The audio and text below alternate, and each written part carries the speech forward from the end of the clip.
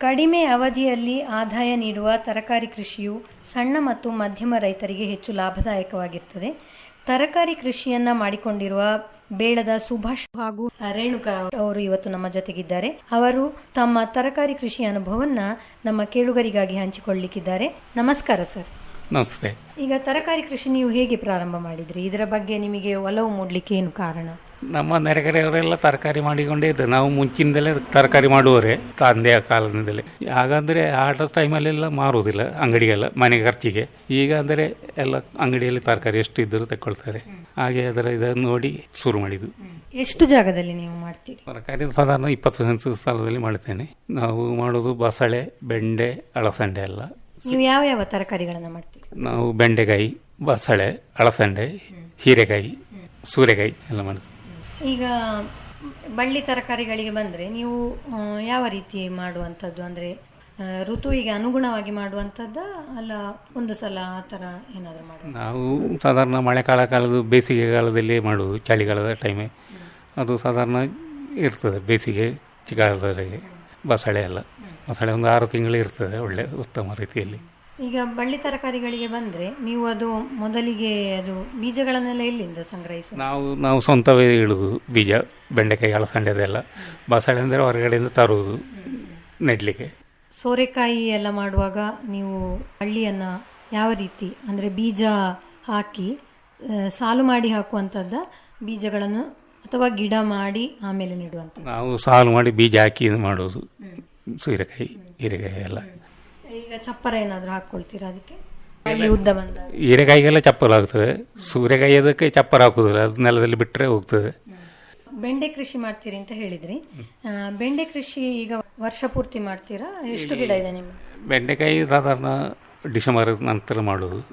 November ಡಿಸೆಂಬರಲ್ಲಿ ಬೀಜ ಹಾಕಿ ಮಾಡೋದು. ಸಾಧಾರಣ ಒಂದು 20 ಸಾಲೆಲ್ಲ ಮಾಡ್ತೇನೆ. ಮಳೆಗಾಲದಲ್ಲಿ ಮಾಡುವುದಿಲ್ಲ? ಮಳೆಗಾಲದಲ್ಲಿ ಮಾಡುವುದಿಲ್ಲ. ಮಳೆಗಾಲದಲ್ಲಿ ನಮ್ಮಲ್ಲೆಲ್ಲ ನೀರು ನಿಲ್ತದೆ. ಮಳೆಗಾಲದಲ್ಲಿ ಆದಾಯ ಇಲ್ಲ. ಮಳೆಗಾಲದಲ್ಲಿ ಮಾಡಿದರೆ ಒಳ್ಳೆ ಆದಾಯ. ಬೆಂಡೆಕಾಯಿಗೆಲ್ಲ ಒಳ್ಳೆ ದರ ಇರ್ತದೆ. ಆ ಟೈಮಲ್ಲಿ ಆಗುವುದಿಲ್ಲ ಇಲ್ಲಿ. ನಮ್ಮ ಇಲ್ಲಿ ನೀರು ನಿಲ್ಲ ಕಾರಣ ಆಗುವುದಿಲ್ಲ. ಬೇಸಿಗೆಯಲ್ಲಿ ಬೆಂಡೆಕಾಯಿ ಮಾಡುವುದು. ಈಗ ನೀವು ಬೀಜಗಳಿಂದ ಯಾವ ರೀತಿ ಗಿಡ ಮಾಡುವಂಥದ್ದು? ಅಂದರೆ ಸಾಲು ಮಾಡಿ ನೀವು ಬೀಜ ಹಾಕುವಂಥದ್ದು?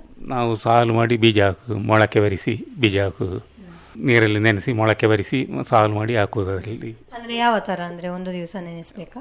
ಒಂದು ದಿವಸ ನೆನೆಸಿ ಅದನ್ನು ಕಟ್ಟಿಟ್ಟು ಮೊಳಕೆ ಹೊಡಿತದೆ. ಮರು ದಿವಸ ಹಾಕುವುದು. ಮರು ದಿವಸ ನೀವು ಇದು ಸಾಲಿಗಳಲ್ಲಿ ಅದನ್ನು ನಾಟಿ ಮಾಡುವಂಥದ್ದು? ಬೀಜ ಹಾಕುವುದು. ಅದು ಮೊಳಕೆ ಸಣ್ಣ ಮೊಳಕೆ ಇದ್ದಾಗ ಬಾಯಿ ಹೊಡೆದಿರ್ತದೆ ಅಂತ ಮೊಳಕೆಯನ್ನು ಸಾಲು ಮಾಡಿ ಹಾಕುವುದು. ಬೀಜಗಳನ್ನು ನೇರವಾಗಿ ಹಾಕಿದಾಗ ಅದಕ್ಕೆ ಕೀಟಗಳ ಅಥವಾ ಇರುವೆಗಳು ಹಾಗೇನಾದರೂ ತೊಂದರೆಗಳು ಬರುವ ಸಾಧ್ಯತೆ ಇರೋದು, ಅದಕ್ಕಾಗಿ ಏನು ಮಾಡ್ತೀವಿ? ಕೀಟಗಳು ತೊಂದರೆಗಳೆಲ್ಲ ಭಾರಿ ಇರ್ತದೆ.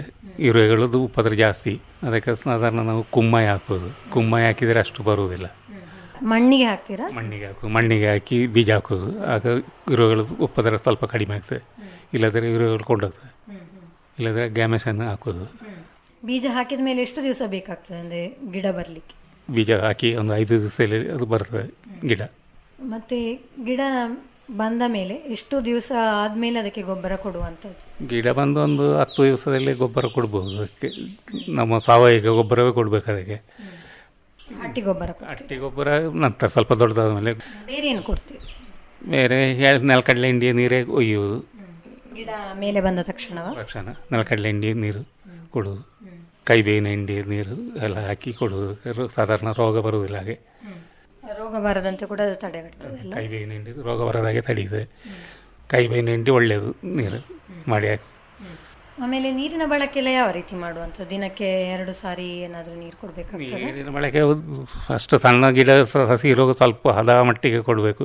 ನೀರು ಜಾಸ್ತಿ ಆದರೆ ಗಿಡ ಕೊಳೆತು ಹೋಗ್ತದೆ. ದಿವಸಕ್ಕೆ ಒಮ್ಮೆ ಕೊಡುವುದು ಅಷ್ಟೇ. ಹದ ನೀರು ಲೆಕ್ಕದಲ್ಲಿ ಕೊಡಬೇಕು. ಗಿಡ ದೊಡ್ಡದಾದ್ಮೇಲೆ ನೀರು ಜಾಸ್ತಿ ಬೇಕಾಗ್ತದೆ ಗಿಡಕ್ಕೆ. ನೀರು ಎಷ್ಟು ಇದ್ರೂ ಅದು ಗಿಡ ದೊಡ್ಡದಾದ ಕೊಳೆಯುವುದಿಲ್ಲ. ನೀರು ಒಳ್ಳೆ ಇದಾಗ್ತದೆ. ಅದು ಈಗ ಗೊಬ್ಬರ ಎಲ್ಲ ಕೊಡುವಾಗ ಎಷ್ಟು ದಿವಸಕ್ಕೊಮ್ಮೆ ಕೊಡುವಂಥದ್ದು?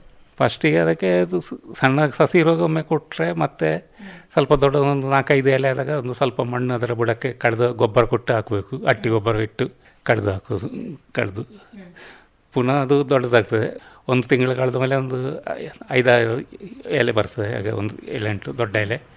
ಆಗ ಪುನಃ ಅದಕ್ಕೆ ಹಟ್ಟಿ ಗೊಬ್ಬರ ಇಟ್ಟು ಮಣ್ಣು ಕಳೆದು ಕೊಡಬೇಕು. ನಾವು ಮತ್ತೆ ಕೋಳಿ ಗೊಬ್ಬರ ಹಾಕಿ ಕೊಡುವುದು ಈಗ ಜಾಸ್ತಿ. ಕೋಳಿ ಗೊಬ್ಬರ ನೀವು ತರಿಸ್ತೀರಾ? ತರಿಸುವುದು ಬೇರೆ ಕಡೆಯಿಂದ ಹೊರಗಡೆಯಿಂದ ತರಿಸುವುದು ಕೋಳಿ ಗೊಬ್ಬರ ಹಾಕಿ ಮಣ್ಣು ಹಾಕುವುದು, ಅದರ ಬುಡಕ್ಕೆ ಮಣ್ಣು ಕಳೆದು ಹಾಕಬೇಕು. ಬೆಂಡೆಗೆಲ್ಲ ರೋಗ ಕೀಟಗಳ ಬಾಧೆ ಎಲ್ಲ ಜಾಸ್ತಿ ಅಲ್ವಾ? ನಿಮ್ಮ ಇದರಲ್ಲಿ ಗಿಡಗಳಿಗೆ ಬರುವುದಿಲ್ವಾ? ಬೆಂಡೆಗಳಿಗೆ ಅದರಲ್ಲಿ ಒಂದು ಹಳದಿ ರೋಗ ಬರ್ತದೆ ಎಲೆಗೆ. ಹಳದಿ ರೋಗ ಬಂದರೆ ಅದು ಮತ್ತೆ ಅದಕ್ಕೆ ಮದ್ದಿಲ್ಲ, ಎಂತ ಮಾಡಿದರೂ ಹೋಗುವುದಿಲ್ಲ ಅದು. ನಾನು ಈಗ ಹೊಗೆ ಸೊಪ್ಪಿನ ದಂಟಿನ ನೀರನ್ನೇ ಸಿಂಪಡಿಸುವುದು, ಅದರಲ್ಲಿ ಅಷ್ಟು ಕಾಣುವುದಿಲ್ಲ. ಸ್ವಲ್ಪ ಹತೋಟಿಗೆ ಬರ್ತದೆ. ಸಣ್ಣದಿರುಗಳೇ ಕೊಟ್ಟು ಇರಬೇಕು. ಅದು ಅಂದ್ರೆ ಎಲೆಗಳು ಬಂದ ತಕ್ಷಣ ನೀವು ಪ್ರಾರಂಭ ಮಾಡ್ತೀರಾ?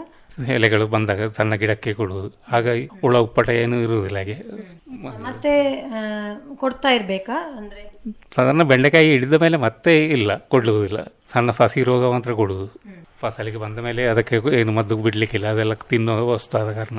ಈಗ ನೀವು ಎಷ್ಟು ಸಾಲಿನಲ್ಲಿ ಮಾಡಿರುವಂತದ್ದು? ನಾನು ಸಾಧಾರಣ 20 ಸಾಲ, ಒಂದು ಸಾಲಲ್ಲಿ ಸಾಧಾರಣ 20 ಗಿಡದಾಗೆ 400 ಗಿಡ ಇದೆ. ಈಗ 400 ಗಿಡಗಳಲ್ಲಿ ನೀವು ಎಷ್ಟು ಇಳುವರಿಯನ್ನು ಪಡಿ? ಸಾಧಾರಣವಾಗಿ 400 ಗಿಡದಲ್ಲಿ 20 kg ಎಲ್ಲ ಸಿಕ್ಕಿಕೊಂಡಿತ್ತು. 2 ದಿವಸಕ್ಕೊಮ್ಮೆ ಕೊಯ್ಯುವುದು. ಬೆಳೆ ಬೇಗ ಬೆಳೆಯುವಂಥದ್ದು. ಬೇಗ ಬೆಳೆಯುವ ಕಾರಣ 2 ದಿವಸಕ್ಕೊಮ್ಮೆ ಕೊಯ್ಯುವುದು. ಅಂದ್ರೆ 2 ದಿವಸಕ್ಕೆ ನಿಮಗೆ ಎಷ್ಟು ಮಾರಾಟಕ್ಕೆ ಸಿಕ್ಕ? ಸಾಧಾರಣ 20 kg ಸಿಕ್ಕಿಕೊಂಡಿದ್ದು.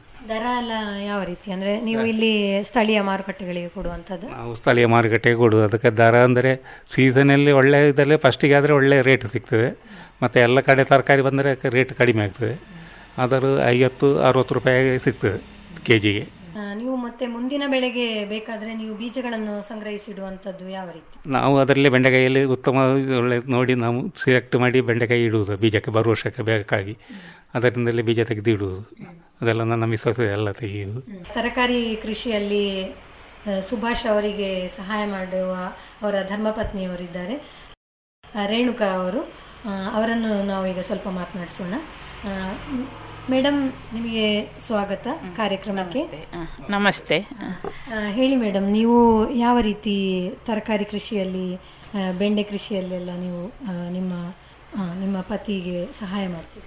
ಅಂದರೆ ಅದು ನಡುವಾಗಿನಿಂದ ಹಿಡಿದು ಅದು ಮಾರುವ ತನಕವು ಎಲ್ಲ ಜೊತೆಗೆ ಇರ್ತೇನೆ, ಇಬ್ಬರು ಸೇರಿ ಒಟ್ಟಿಗೆ ಮಾಡೋದು. ಅವರು ಅದೇ ನನಗೆ ತುಂಬ ಅವರು ಸಹಾಯ ಮಾಡ್ತಾರೆ, ಮತ್ತು ಬೇರೆ ನನ್ನ ಕೆಲಸಕ್ಕೆ ಹಾಗೆ ಹೋಗ್ತೇವೆ. ಇದು ಹೀಗೆ ಅದು ಕೃಷಿ ಮಾಡಿಕೊಂಡು. ಒಬ್ಬರಿಗೆ ಸಹಕಾರ ಇದ್ದರೆ ಜಾಸ್ತಿ ಕೃಷಿ ಮಾಡುವಂಥದ್ದು. ಹೌದೌದು, ಅದೇ ಅವರಿಗೆ ನಾನು ಹೆಲ್ಪ್ ಮಾಡ್ತೇನೆ, ಮತ್ತು ನನ್ನ ಕೆಲಸಕ್ಕೆ ಅವರು ಹೆಲ್ಪ್ ಮಾಡ್ತಾರೆ. ಆ ಥರವೇ ಹೋಗೋದು ನಾವು.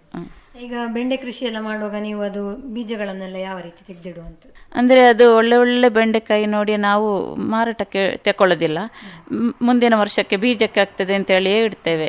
ಮತ್ತು ಅದು ತುಂಬ ದೊಡ್ಡದು ಒಳ್ಳೆ ಇದಾಗುವವರೆಗೆ ಗಿಡದಲ್ಲಿ ಅದನ್ನು ಇಟ್ಟು ಮತ್ತು ಅದನ್ನು ಕೊಯ್ದು ನಾವು ಒಣಗಿಸೋದು. ಇಡೀ ಬೆಂಡೆಕಾಯಿಯೇ ನಾವು ಒಣಗಿಸೋದು. ಅದೊಂದು 3-4 ಬಿಸಿಲು ತಾಗಿದಾಗ ಒಣಗ್ತದೆ. ಮತ್ತೆ ಅದನ್ನು ಬಿಡಿಸಿ ಅದನ್ನು ಬೀಜದಾಗೆ ಮಾಡಿ ಒಂದು ದಿನ ಮತ್ತೆ ಒಣಗಿಸ್ತೇವೆ. ಮತ್ತು ನಾವು ಒಳ್ಳೆ ಒಂದು ಗಾಳಿ ಆಡದಂಥ ಒಂದು ಟಿನ್ನಲ್ಲಿ ಪ್ಲಾಸ್ಟಿಕ್ ಕವರಲ್ಲಿ ತೆಗೆದಿಡ್ತೇವೆ. ಒಳ್ಳೆ ಹೊಗೆ ಎಲ್ಲ ಬರುವ ಸ್ಥಳದಲ್ಲಿ ತೆಗೆದಿಡೋದು. ಮತ್ತು ಮುಂದಿನ ವರ್ಷಕ್ಕಾಗುವಾಗ ಅದನ್ನು ಇವತ್ತು ಬೆಳಿಗ್ಗೆ ಈಗ ನೆನೆಸಿಟ್ರೆ ಸಂಜೆ ಆಗುವಾಗ ಅದನ್ನು ಕಟ್ಟಿಡ್ತೇವೆ ಬಟ್ಟೆಯಲ್ಲಿ. ಅದು ಮರುದಿನ ಸಂಜೆಗೆ ಆಗುವಾಗ ಒಳ್ಳೆ ಮೊಳಕೆ ಬಂದಿರ್ತದೆ. ಮತ್ತು ನಾವು ಅಂತರದಲ್ಲಿ ಬಿತ್ತು ಹಾಕಿಕೊಂಡು ಹೋಗ್ತೇವೆ. ಕೆಲವೊಮ್ಮೆ ಹತ್ತಿರ ಮುದ್ದೆ ಗಿಡ ಬರ್ತದೆ. ಮತ್ತು ಆವಾಗ ನಾವು ಸ್ವಲ್ಪ ಗಿಡ ತೆಗೆದು ಹೊರಗಾಗ್ತೇವೆ ಬೇಕಾದ ಹಾಗೆ. ಇನ್ನು ಕೆಲವೊಮ್ಮೆ ಮೊಳಕೆ ಸರಿ ಚಿಗುರು ಹೊಡೆಯುವುದಿಲ್ಲ, ಆವಾಗ ಪುನಃ ಒಮ್ಮೆ ನೆನೆಸಿ ಇಲ್ಲದ ಸ್ಥಳವನ್ನು ಮತ್ತೆ ಭರ್ತಿ ಮಾಡ್ತೇವೆ ನಾವು. ಆ ಥರ ಮಾಡೋದು. ನಮ್ಮದೇ ಬೀಜ ನಾವೇ ತೆಗೆದಿಡೋದು, ಹೊರಗಿನಿಂದ ತಗೊಳ್ಳಿಕ್ಕಿಲ್ಲ ನಾವು. ಈಗ ಬೆಂಡೆ ಬೆಳೆ ಲಾಭದಾಯಕ ಅಂತ ಹೇಳ್ಬಹುದಲ್ಲ ನಿಮ್ಮ ಕೃಷಿಯಲ್ಲಿ? ಯಾವ ರೀತಿ ಲಾಭದಾಯಕ? ಹೌದು, ಬೆಂಡೆ ಕೃಷಿ ಅಂದರೆ ನಮ್ಗೆ ಒಳ್ಳೆ ಲಾಭದಾಯಕ. ಅದಕ್ಕೆ ನಂತರ ಅದು ಹಿಡಿದ ನಂತರ ಫಲಿತ ನಂತರ ನಮಗೆ ಕೆಲಸ ಇಲ್ಲ, ತೆಕ್ಕೊಂಡು ಕೊಯ್ದು ಮಾರಾಟ ಮಾಡಿದ್ರೆ ಆಯ್ತು. ಈಗ ಅಲಸಂಡೆ ಅಲ್ದ್ರೆ ಅದನ್ನು ಎಲ್ಲ ಸೆಲೆಕ್ಟ್ ಮಾಡಿ ಮತ್ತೆ ಕಟ್ಟಿ ಹಾಗೆಲ್ಲ ಮಾರೋದು. ಇದಾದ್ರೆ ಎಂತ ಕೆಲಸ ಇಲ್ಲ, ಕೊಯ್ಯೋದು, ಅದನ್ನು ಸ್ವಲ್ಪ ಕ್ಲೀನ್ ಮಾಡಿ ಅಂಗಡಿಗೆ ಕೊಡೋದು. ನಾವೆಲ್ಲ ಪದಾರ್ಥ ಅಂಗಡಿಗೆ ಕೊಡುವಾಗಲೂ ಸ್ವಲ್ಪ ನಾವೇ ಇಲ್ಲಿ ತೊಳೆದು ಎಲ್ಲ ಮಾಡಿಯೇ ಕೊಡೋದು. ಹಾಗೆ ಅದನ್ನು ಶುಚಿ ಮಾಡಿಯೇ ನಾವೇ ಕೊಡ್ತೇವೆ. ಅದರ ತುದಿಯಲ್ಲೆಲ್ಲ ಒಂಥರ ಇದೆಲ್ಲ ಇರ್ತದೆ. ಹೌದು, ಅದನ್ನೆಲ್ಲ ಒಂದ್ಸಲ ಹೇಗಿದ್ರು ಎಲ್ಲರೂ ತಿನ್ನುವ ವಸ್ತು ಅಲ್ವಾ, ಹಾಗೆ ಅಂತೇಳಿ ಒಂಥರ ನಾವು ಎಲ್ಲವನ್ನು ಯಾವುದೇ ತರಕಾರಿ ಕೊಡದಿದ್ರು ನಾವು ಅದನ್ನು ಶುಚಿ ಮಾಡಿಯೇ ಕೊಡೋದು ಅಂಗಡಿಗೆ. ನಿಮ್ಮ ತರ ಕೃಷಿಕರು ತುಂಬಾ ಕಾಳಜಿಯಿಂದ ತರಕಾರಿಗಳನ್ನೆಲ್ಲ ಈ ತರ ಮಾರುಕಟ್ಟೆಗೆ ಕೊಟ್ಟರೆ ಅದನ್ನು ಖರೀದಿ ಮಾಡಿ ತಿನ್ನುವಂಥ ಜನರಿಗೆ ಕೂಡ ತುಂಬ ಆರೋಗ್ಯದಾಯಕ ತರಕಾರಿಗಳ ಲಭ್ಯತೆ ಸಾಧ್ಯ ಆಗ್ತದೆ ಅಲ್ವಾ? ಹೌದು, ಅದುವೇ ಎಲ್ಲರೂ ತಿನ್ನೋ ವಸ್ತು ಅಲ್ವಾ. ಹಾಗೆ ಅಂತ ನೆನೆಸಿ ನಮ್ಮ ಥರ ಎಲ್ಲರೂ ಅಂತೇಳಿ ಎಲ್ಲರೂ ಒಳ್ಳೆ ಇದೆ. ಈಗೆಲ್ಲ ತುಂಬ ಕೀಟನಾಶಕ ಎಲ್ಲ ಉಪಯೋಗಿಸಿ ಮಾಡೋದು, ನಾವು ಆ ಥರ ಹಾಕೋದು ಇಲ್ಲ. ಮತ್ತು ತಿನ್ನುವಾಗ ಒಂಥರ ನಮಗೆ ಕಾಣಲಿಕ್ಕೂ ಸ್ವಲ್ಪ ಇರಲಿ, ಶುಚಿಯಾಗಿರಲಿ ಅಂತೇಳಿ ನಾವೇ ಎಲ್ಲ ನೀಟ್ ಮಾಡಿ, ಅದೇನೋ ಒಂದು ಕುಂಬಳಕಾಯಿ, ಸೂರ್ಯಕಾಯಿ, ಬೆಂಡೆಕಾಯಿ, ಅಲಸಂಡೆ ಎಲ್ಲ ಕೂಡ ನಾವಿಲ್ಲಿ ನಮಗೆ ಸ್ವಲ್ಪ ಕೆಲಸ ಆಗ್ತದೆ. ಆದರೆ ಎಲ್ರಿಗೂ ಒಂದು ಇದಾಗಲಿ ಅಂತೇಳಿ ಹಾಗೆ ಮಾಡಿ ಎಲ್ರಿಗೂ ಉಪಕಾರ. ಉತ್ತಮ ಫಸಲನ್ನು ನೀವು ಜನರಿಗೆ ತಲುಪಿಸಬೇಕು ಅಂತ ಹೇಳುವಂತ ಒಂದು ಮನಸ್ಸಿರುವವರು. ಹೌದು, ಹಾಗೆ ಈಗ ನಾವು ಎಲ್ಲೆಲ್ಲ ನೋಡ್ತೇವೆ, ಎಲ್ಲ ಕೂಡ ಕೀಟನಾಶಿನಿ ಎಲ್ಲ ತಿನ್ಲಿಕ್ಕೆ ಭಯ ಆಗ್ತದೆ ಅಂತ. ನಾವು ಕೂಡ ಅಂಗಡಿಯಿಂದ ತರುವಾಗ ನಮಗೂ ಆ ತರ ಒಂದು ಮನಸ್ಥಿತಿ ಇರ್ತದೆ. ಅವಾಗ ನಾವು ಕೊಡುವುದು ಹೇಗಿದ್ರೆ ನಾವು ಕೊಡುವಾಗ ಒಳ್ಳೆ ರೀತಿಯಲ್ಲೇ ಕೊಡುವ, ನಮ್ಗೆ ಹೇಗೂ ಆದಾಯ ಸಿಗ್ತದಲ್ಲ ಅದರಿಂದ ಅಂತೇಳಿ ನಾವು ಸಾಧ್ಯದಷ್ಟು ಒಳ್ಳೆ ಶುಚಿತ್ವ ಎಲ್ಲ ಒಳ್ಳೆ ರೀತಿಯಲ್ಲೇ ಮಾಡಿಯೇ ಕೊಡುವುದು. ಮೇಡಮ್, ಈಗ ನೀವು ಬಸಳೆ ಕೃಷಿ ಕೂಡ ಮಾಡ್ತೀರಿ ಅಂತ ಹೇಳಿದ್ರಲ್ಲ, ಎಷ್ಟು ಜಾಗದಲ್ಲಿ ನೀವು ಬಸಳೆ ಕೃಷಿ ಮಾಡ್ತೀರಿ? ಬಸಳೆ ಅಂದರೆ ಒಂದು 5 ಸೆಂಟ್ ಸ್ಥಳದಲ್ಲಿ ಮಾಡ್ಬೋದು ಅಷ್ಟೇ. ಅದು ಕೂಡ ಹಾಗೆ ನಾವು ಹಟ್ಟಿ ಗೊಬ್ಬರ ಅಂತೇಳಿ ಮತ್ತೆ ಕೋಳಿ ಕಾಷ್ಟ ಅಂತೇಳಿ ಅದೆಲ್ಲ ಹಾಕಿ ಮಾಡೋದು. ಮೊದಲಿಗೆ ನೀವು ಈ ಗಿಡಗಳನ್ನ ಯಾವ ರೀತಿ ನೆಡುವಂಥದ್ದು, ಅಂದ್ರೆ ಎಷ್ಟು ಉದ್ದದ ಗಿಡಗಳನ್ನು ನೀವು ತಕ್ಕೊಳ್ತೀರಿ ನಡ್ಲಿಕ್ಕೆ? ಗಿಡ ಅಂದರೆ ಅದೇ 1.5 ಫೀಟ್ ಎಲ್ಲ ಬೇಕು. ಅದರಲ್ಲಿ ಬಳ್ಳಿ, ಅದರಿಂದ ಒಂದು ಅರ್ಧ ಭಾಗ ಮಣ್ಣಿನ ಅಡಿಗೆ ಹೋಗ್ಬೇಕು. ಅದು ನೆಡುವಾಗ ಅಡ್ಡಕ್ಕೆ ಇಟ್ಟು ನೆಡೋದು.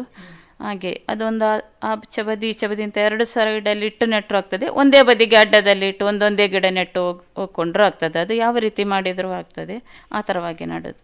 ಈಗ ಗಿಡಗಳನ್ನು ನೆಡುವಾಗ ಕೆಲವರು ಹೊಂಡ ತೆಗೆದು ನೆಡುವಂಥದ್ದು ಇರ್ತದೆ, ಅಥವಾ ಸಾಲುಗಳಲ್ಲಿ ನೆಡುವಂಥದ್ದು. ನೀವು ಯಾವ ಥರ ಮಾಡುವ? ನಾವು ಸಾಲುಗಳಲ್ಲಿ ನೆಡುವುದು, ಸಾಲು ಮಾಡಿ ಆ ಥರವೇ ನೆಡುವುದು. ಒಂದೇ ರೀತಿಯಲ್ಲಿ ಅಂತರ ಬಿಟ್ಟು ನೆಡ್ತೇವೆ ನೆಡುವಾಗ.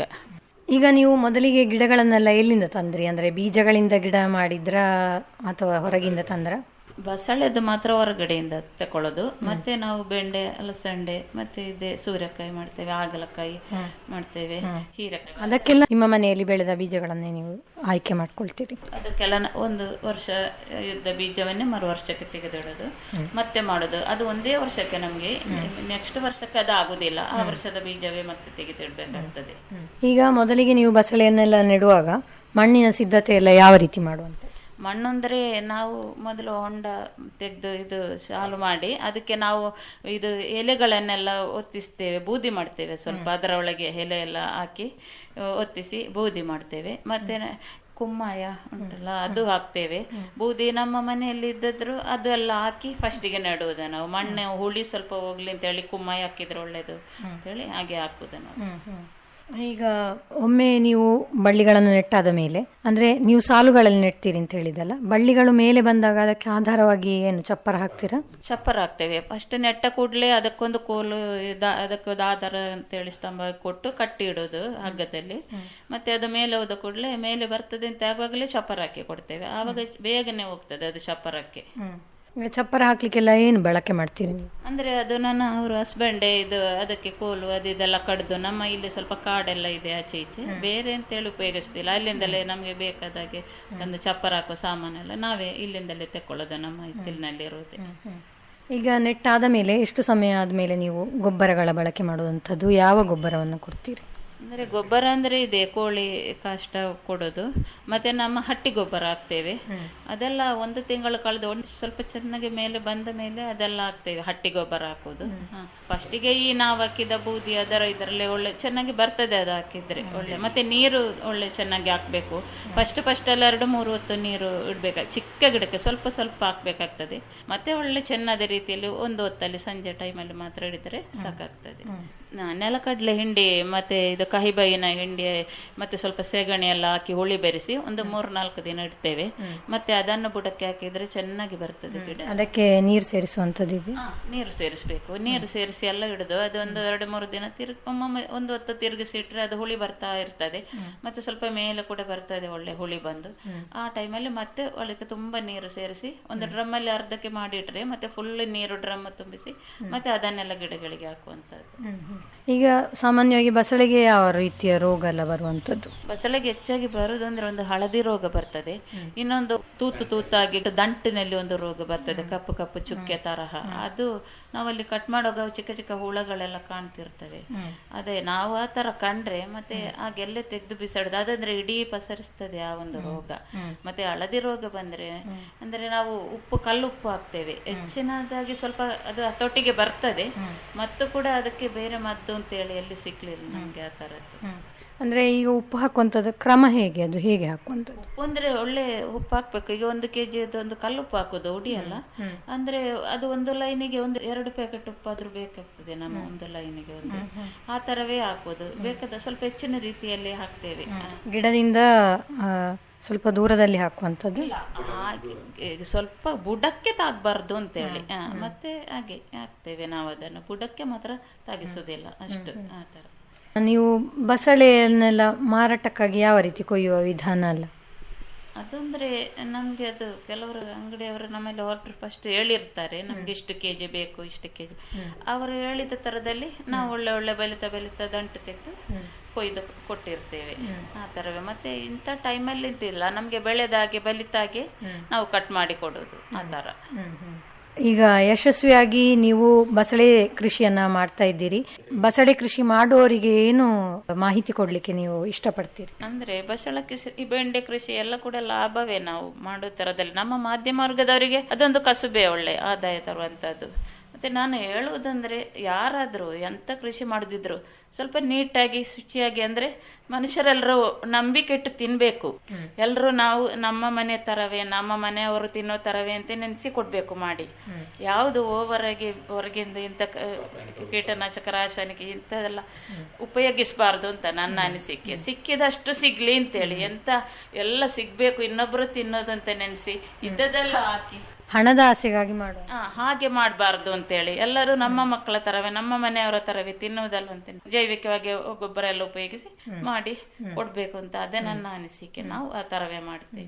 ಅದೇ ನಾವು ಎಂತ ಶ್ರಮ ಹಾಕ್ತೇವೆ ಅದರ ಫಲ ನಮ್ಗೆ ಸಿಗ್ತದೆ. ಅದು ಅದೇ ಈ ಕೃಷಿಯಲ್ಲಿ ಹೇಗೂ ಅದು ಇದೇ ಇದೆ. ನಾವಿಷ್ಟು ಶ್ರಮವೇ ಮುಖ್ಯ ಕೃಷಿ. ಹೌದು, ಶ್ರಮವೇ ಮುಖ್ಯ. ಅದೇ ನಾವಿಷ್ಟು ಶ್ರಮ ವಹಿಸಿ ಎಂತ ಮಾಡ್ತೇವೆ ಅದರ ಫಸಲು ನಮ್ಗೆ ಕೊಡ್ತದೆ, ಸಿಗ್ತದೆ. ಅದು ಅದ್ರ ದೇವರು ಕೊಡ್ತಾರೆ ಅಂತ ಹೇಳಿ ಅದೇ ನನ್ನ ಅಭಿಪ್ರಾಯ. ಸ್ವಾವಲಂಬಿಯಾಗಿ ನೀವು ತರಕಾರಿ ಕೃಷಿಯನ್ನ ಮಾಡ್ತಾ ಇದ್ದೀರಿ, ಎಲ್ಲರಿಗೆ ಮಾದರಿಯಾಗಿದ್ದೀರಿ. ಈ ಕಾರ್ಯಕ್ರಮದಲ್ಲಿ ಭಾಗವಹಿಸಿದ್ದಕ್ಕಾಗಿ ಧನ್ಯವಾದಗಳು ಮೇಡಮ್. ನಮಸ್ಕಾರ. ನಮಸ್ತೆ. ಧನ್ಯವಾದಗಳು ಸರ್ ನಿಮಗೆ. ನಮಸ್ತೆ.